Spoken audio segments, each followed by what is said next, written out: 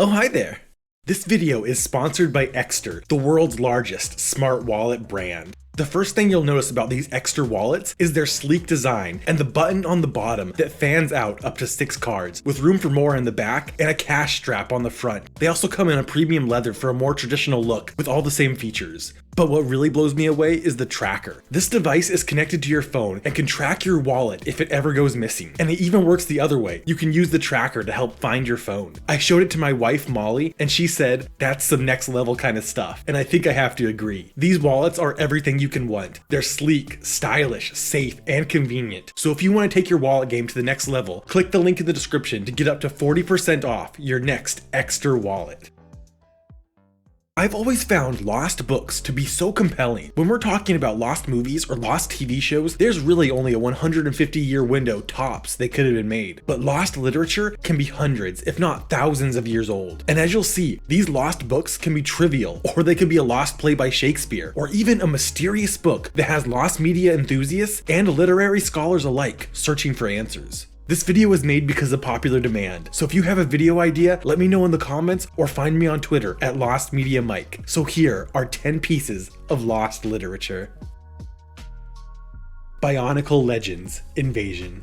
As of 2021, LEGO is the world's largest toy company, and that isn't too surprising. Nearly everyone I knew growing up had Legos, and they seem ubiquitous with childhood creativity. But what is surprising is that in the late 90s, LEGO were going through a financial crisis. They collaborated with other companies to make various LEGO-themed sets, like LEGO Star Wars, and they sold well, but having to pay licensing fees was cutting into their profits, and they needed something big to pull them out of the red. Seeing the success other story-driven franchises were having in toy sales, again like Star Wars, LEGO set out to make their own story-driven franchise. They came up with the idea of being able to build the actual characters from their story-driven franchise. Influenced by the word bionic, they combined the words biological and chronicle, naming their new toys Bionicles. And Bionicles would explode into the scene in the 2000s, including games, movies, and even a series of books and comics, primarily written by Greg Farshtey. The first run of Bionicles lasted from 2000 to 2010 and gave LEGO the big win they needed. While maybe not saving the company single-handedly, they were a major stepping stone in the company's staying power. The book series had 3 runs: Bionicle Chronicles, Bionicle Adventures, and Bionicle Legends. And these books and comics were not some small-time effort. When Greg Farshtey was working on the comics, they became the most widely distributed comic of their time, leading Greg to eventually become the current editorial director of the entire LEGO Corporation. The books were successful too, but in 2007, issues arose with their publisher Scholastic, which is kind of a running theme in this video. Publishing issues caused the 7th book in the Bionicle Legends series, Invasion, to be pulled from release and has never been heard from since. All that remains is a synopsis, sparse details from LEGO magazine, and Greg's social media posts. It's believed that this book in particular was chosen for removal because it didn't move the story forward, mostly focusing on character development. An effort to save the book was spearheaded by the Bionicles fan site BZ Power, but to no avail. It's thought that the book wasn't completely finished, but cancelled partway through development. But what was finished may be entirely lost when Greg Farshtey got rid of his old computer containing the book. The 7th book in the series became Prisoner of the Pit, and the Bionicle Legends series only had 11 releases out of the planned 12 books. Greg Farshtey remains active in the community, but his lost book has never surfaced. Per Fine Ounce, the lost James Bond novel.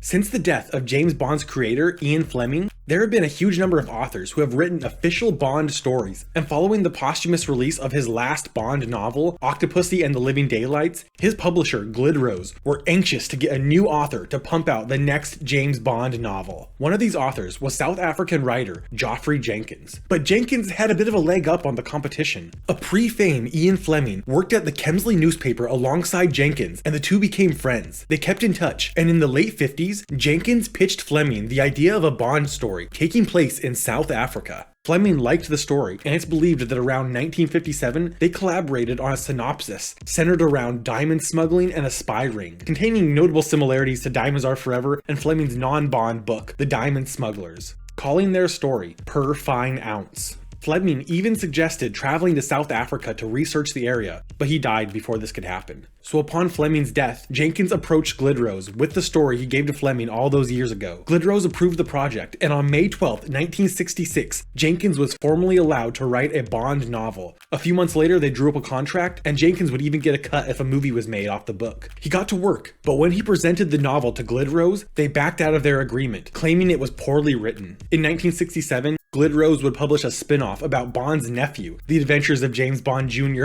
003½, the first official Bond novel after Fleming's passing, and 1968's Colonel Sun would be the first official mainline Bond story. Jenkins' Per Fine Ounce was never published and is now considered the lost Bond novel and the very first attempt to continue the franchise following Fleming's death. It was believed that Glidrose still has a copy of the manuscript, but they claim to have given it back to Jenkins, which is pretty standard to avoid any plagiarism lawsuits. We would get our first glimpse at the story in 2005 when 4 pages were discovered. Based on these pages and the accounts of Jenkins' literary agent, Per Fine Ounce would have involved 00 being disbanded and Bond disobeying M by going on a mission in South Africa, resigning from MI6. The story would have also involved Lake Fundudzi, a famous South African lake, and at one point would have involved a baobab tree. His literary agent believed the story would have focused around gold, not diamonds, somehow involving gold bicycle chains. In addition to the 2005 discovery, there are 18 pages that are known to exist in the possession of Jenkins' son, David, but as of now, he's only shared 2 of these 18 pages. It seems the elements of Per Fine Ounce can be found in Jenkins' 1973 novel, A Cleft of Stars, being based in South Africa, centering around gold, and involving a character hiding in a baobab tree, though no hints of spies or MI6. Goosebumps is rated Y7 because it may be too spooky for kids under 7. Goosebumps Gold. Written by spooky book legend R.L. Stine, Goosebumps absolutely terrified me as a child. Before I was even reading the books, I watched The Haunted Mask on TV and lost my mind. Which is pretty funny because watching it now, they are so corny. But this scene in particular spooked me so bad, it is a core memory. The Goosebumps book series has had a handful of runs since its release in 1992, and after the Goosebumps Series 2000 ended in 2000, Stine planned to release Goosebumps Gold the following year. But throughout the late 90s, a legal battle was brewing that caused plans to change. The rights to the Goosebumps series was shared between Scholastic and Parachute Press, and neither were happy with the situation. Scholastic claimed that Parachute was overstepping, and Parachute claimed that Scholastic was withholding payments, and each sued the other, eventually causing Scholastic to allow their rights to the franchise expire in 2000, and until a new publishing agreement could be reached with a new company, all books were cancelled. An agreement was soon reached with publisher HarperCollins, and the books that Stine had to withhold were released, with the exception of the Goosebumps Gold series, which have never seen the light of day. It's never been officially commented on why the series was never published, but it could have been because further legal issues, since the dispute between Parachute and Scholastic wouldn't be formally resolved until 2003, when Scholastic would just buy out the rights to the entire franchise. Over the years, some information has leaked about Goosebumps Gold, and even a few rumors about the fate of the lost books. Gold was meant to be a 12-part series, a few of which were meant to be sequels to previous entries, like a third Haunted Mask book, The Haunted Mask Lives, Happy Holidays from Dead House, a sequel to Welcome to Dead House, and a Night of the Living Dummies sequel, Slappy New Year.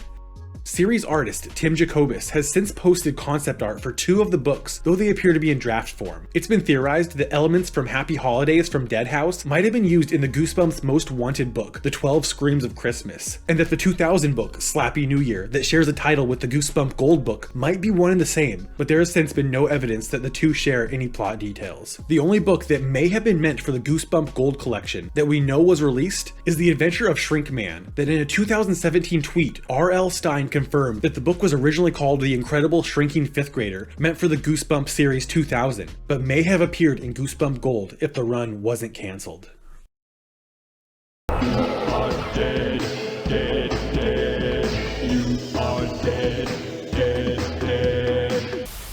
Total Distortion, the official strategy guide. Total Distortion is a 1995 CD-ROM game developed by Pop Rocket, mainly worked on by one programmer, Joe Sparks. Because of its small development team consisting mostly of a single programmer, it can be considered an early indie game. Total Distortion was only mildly successful, and not enough to keep the company afloat. The same year the game dropped, Pop Rocket closed their doors. Advertised as a music video adventure game, the plot is pretty out there. Based on a version of Earth that discovers interdimensional travel, you play as a music video producer who travels to the Distortion dimension, a kind of grunge music themed world, to shoot music videos to sell back on Earth, all the while fighting off the Guitar Warriors. If you don't make good enough videos, no one on Earth will buy them, and you'll be stuck in the alternate dimension. As the game advertises, you can actually make your own music videos, though the game has been criticized for its limited editing options. And today, the game is best known for its bonkers game over scene. Your heart has stopped and your brain is cold. But this is a strange case of lost media. We have the game easily accessible, but the English version of the game's strategy guide can't be found anywhere. At the game's release, a strategy guide was made by Prima's Secret of the Games, supposedly available through a mail order service and in bookstores. The only evidence of this strategy guide can be found in a mail-in pamphlet included with the game. Though it's hinted that this guide was released in stores, it's possible that this guide was only available through this mail order service, which would make it exceedingly rare. It's been thought that because the game wasn't successful enough and the company folded the year of its release, the guide might not exist. But because the Japanese version exists and Pop Rocket was an American-based company, I would think that the guide would be made in English first. And I can find no evidence that it sold better in Japan. I'm inclined to believe the guide was made, but if any copies survive today is yet to be seen. It was just another Tuesday on Fear Street. We should have known something was wrong. We should have known it's never just another Tuesday on Fear Street. The Funhouse of Dr. Freak. R.L. Stine cannot keep track of his books, but at least this one he didn't actually write. It was ghostwritten. I know, right? A horror author with a ghostwriter. The jokes write themselves. The Fear Street series was launched in 1989 as a slightly more graphic version of Goosebumps, centered around the spooky happenings of Fear Street in the city of Shadyside. Fear Street eventually led to the spin-off Ghost of Fear Street, which is more similar in tone to Goosebumps. This ghost-written spin-off ran for 36 books from 1996 to 1998. Where Fear Street was very successful, selling over 80 million copies, Ghost of Fear Street wasn't nearly as popular. Because of this lack of popularity, the spin-off wasn't easy to find online, with scans of some of the later entries not making their way online until decades after release. But to this day, one book still haunts collectors. The 36th book, The Funhouse of Dr. Freak, has never appeared online. There is almost no information on the title, and not even the cover can be found on the internet. Its exact release date is even disputed, with months like May, August, and November being thrown around, though most now agree with a November release. The easy solution is that it doesn't exist, but there's a good amount of evidence that the Funhouse of Dr. Freak is real. A handful of publications in 1997 anticipating its release were found. The book can be found on Amazon, listed as out of stock, but this shows the book does have an international standard book number. And on Amazon, a mysterious review can be found dating back to 2005 by an anonymous user with very poor grammar, making much of his message indecipherable. And while a review is hardly a reliable source, one part does lend some credibility. Their review mentions a contest found at the end of the book Monster Dog, the 24th book in the series, where readers could send in a scary picture of their dog to be featured in book 36. The winner of the contest would get 25 copies of book 36 and a potographed photo of R.L. Stine and his dog, Nadine. The mention of this contest shows that the reviewer is familiar with the series, suggesting that they may have actually read this seemingly lost book. While we have some inconclusive evidence that the book is real, there's one piece of evidence that might actually prove the opposite. At the end of each book in the Ghost of Fear Street series, there's a teaser for the next book, and the only book in the entire catalog that doesn't hint at a follow-up is book 35, which is left blank. In my eyes, this basically proves that book 35 was the end of the series, and the 36th book, The Funhouse of Dr. Freak, was never published. This might be my conclusion if it wasn't for the book being listed on R.L. Stine's official website. Nothing concrete is known about the plot, though there does exist a synopsis on Goodreads as follows. When Joe breaks a funhouse mirror at a carnival, he releases an exact double of himself. Can he stop this evil twin before he takes over Joe's life? This is currently the best we have on the mysterious book, The Funhouse of Dr. Freak. Dead Souls by Nikolai Gogol. An epic poem by Nikolai Gogol, published in 1842, Dead Souls is considered a classic of Russian literature, emulating the great epic poem The Odyssey and Dante's The Divine Comedy. In the book, landowners have the right to buy serfs to farm their land. These serfs are taxed by the government, and they get a count of the serfs through an irregular census. If a serf dies between these censuses, the landowner still has to pay taxes on the dead serf until the next census rolls around. The story's main character, a middle-class, middle-aged man named Chichikov, comes up with a get-rich-quick scheme to buy dead serfs off landowners, to take out a massive loan against them and run off with the money. Chichikov is eventually found out and flees town, ending the first section. The book is considered a satire of the era of Russia that Gogol lived through, taking aim at the corrupt morality of the time. But how this satire would have tied together is left only for speculation, because before his death, Gogol destroyed the supposedly complete second part of a planned Dead Souls trilogy. Just as the Divine Comedy was divided into 3 sections, Dead Souls was a take on Dante's Inferno, with the sequels following the story beats of Purgatorio and Paradiso. Dead Souls was a hit in Russia, and over the next decade, Gogol would write a follow-up, traveling across Europe and Asia. In his travels, he developed a strong relationship with a spiritual elder who instructed Gogol to follow strict religious forms of self-discipline, convincing him that his creative works were self-indulgent and sinful. On the night of February 24th, 1852, Gogol set fire to his manuscripts, including his follow-up to Dead Souls. He would remain in bed for the next 9 days. Refusing food, he died an excruciating death on March 4th at age 42. All that remains of this second volume comes from 4 chapters that exist only in draft form. But we'll never know the changes that were made between the draft and the final version. To make things even worse, Dead Souls ends mid-sentence, never to be followed up. The original Dracula, Bram Stoker's The Undead. Bram Stoker's seminal 1897 novel, Dracula, created the now archetypal version of a vampire that has been replicated so often it's become a cliche. Dracula's prevalence in pop culture cannot be understated. Dude even has a serial. Known as an epistolary novel, Dracula is told by different narrators through letters, diary entries, and newspaper articles. But before discovering the name Dracula, the book was titled The Undead. The original manuscript, still called The Undead, was discovered in a Pennsylvania barn in 1980 that contained many differences from the final edition. Like John Harker's section that started the book was midway through the story in the manuscript, and it included a different ending where Dracula's castle is destroyed in a volcanic eruption. But what was in the manuscript is not nearly as interesting as what was missing. The Undead began on page 102, and the 101 pages that started the book have never been found. Along with the missing pages, sentences in the manuscript are redacted, seemingly by Bram Stoker himself. And it's thought that these removed sentences may have reference to the removed 101 pages.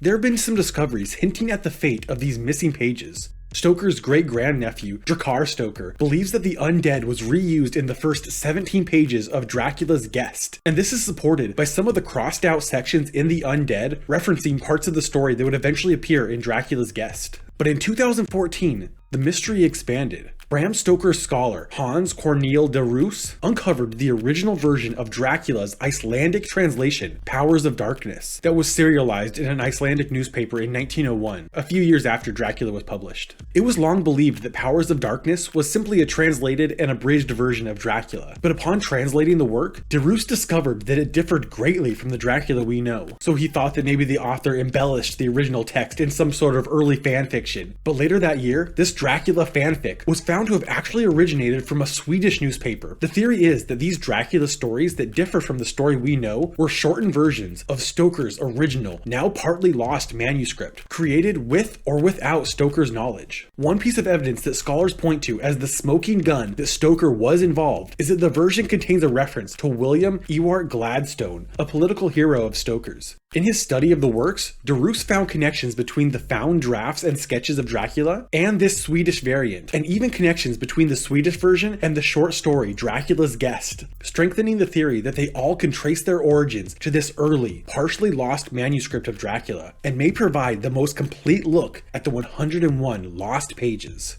Along with the mystery of the 101 pages, how this Swedish newspaper got a hold of the Undead manuscript, and how the original copy ended up preserved for nearly a century in a Pennsylvania barn, both remain unsolved mysteries. Double Exposure by Sylvia Plath. Sylvia Plath, a brilliant American author, is best known for her poetry and the semi-autobiographical 1963 work, The Bell Jar, ending her own life just a month after its release. In the brief time between the release of The Bell Jar and her death, Plath worked on her next novel, tentatively titled Double Exposure. According to her husband, fellow poet Ted Hughes, she completed 130 pages of the work. Over the years, basically everything she has written has been published, but Double Exposure remains elusive. Along with the book, at least 2 volumes of her personal journals she kept since she was a child have been lost, one missing and the other destroyed by her husband so their kids wouldn't read it. Though the two were separated, Hughes became the heir to her estate and has been heavily criticized for destroying the journal, losing the other, and losing Double Exposure. Since most of Sylvia Plath's work is somewhat autobiographical, especially her later works, Double Exposure was probably about her husband's affair that has some thinking he could have destroyed the novel too. Luke Frederer proposed a few theories in his book Sylvia Plath's Fiction, A Critical Study, speculating that it was destroyed, stolen, but his most salacious theory is that the 130 pages are kept under lock and key in the rare books department at Smith College in Massachusetts. But he also proposes that it might remain in some university archive, lying in wait to see the light of day. Oh, Hamlet, Hamlet, Hamlet, Hamlet, Hamlet! The vampire army has taken the city! Shakespeare's The History of Cardenio.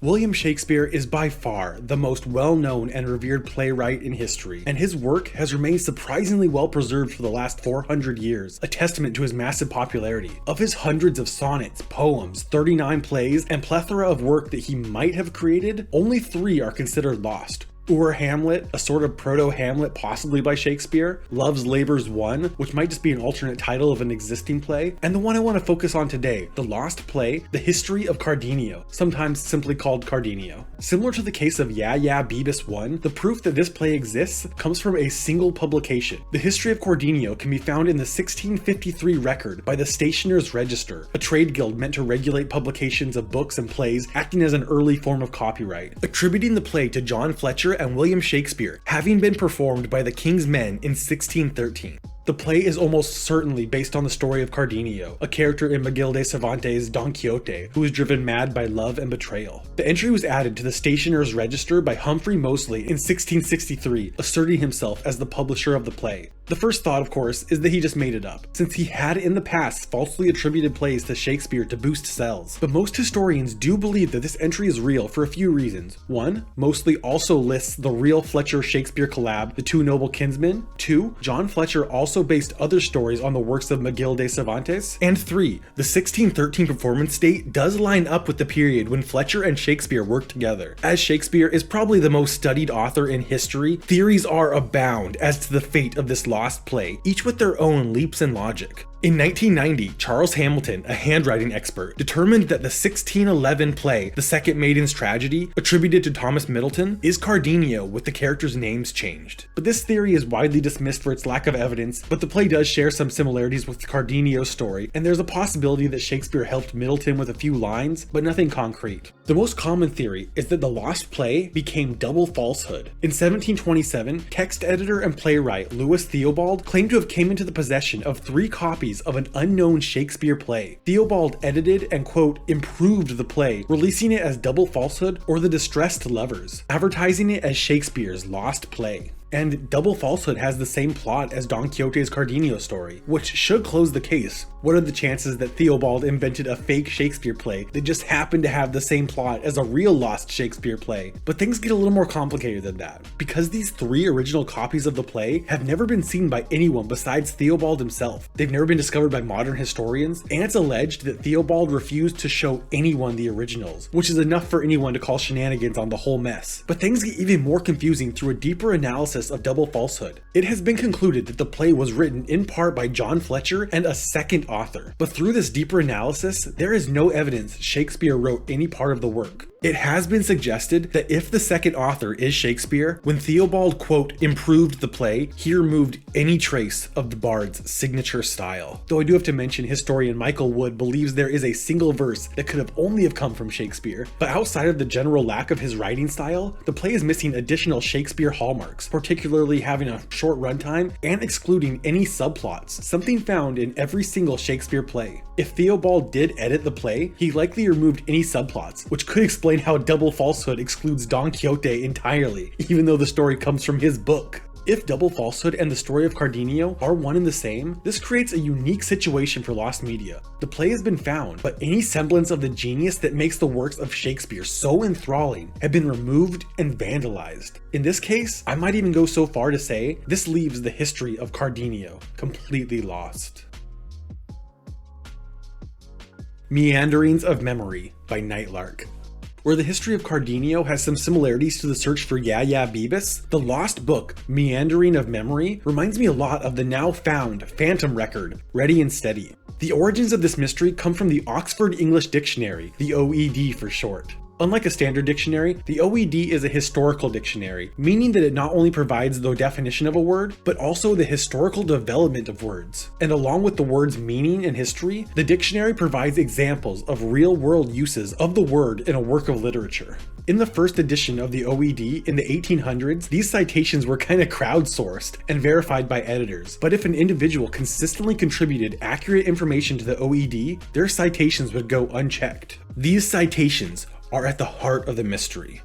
The second edition of the OED was released with little changes to their citation, but in 2000, the OED went through major revisions where each citation was individually verified. This arduous process took years, and in 2013, when searching for the earliest usage of the word re-virginized, they made an interesting discovery. The word's earliest usage was cited from the book Meanderings of Memory by Nightlark, and this book was cited for 51 other words in the OED, all by frequent and reliable contributor Edward Peacock, but the book itself couldn't be found anywhere.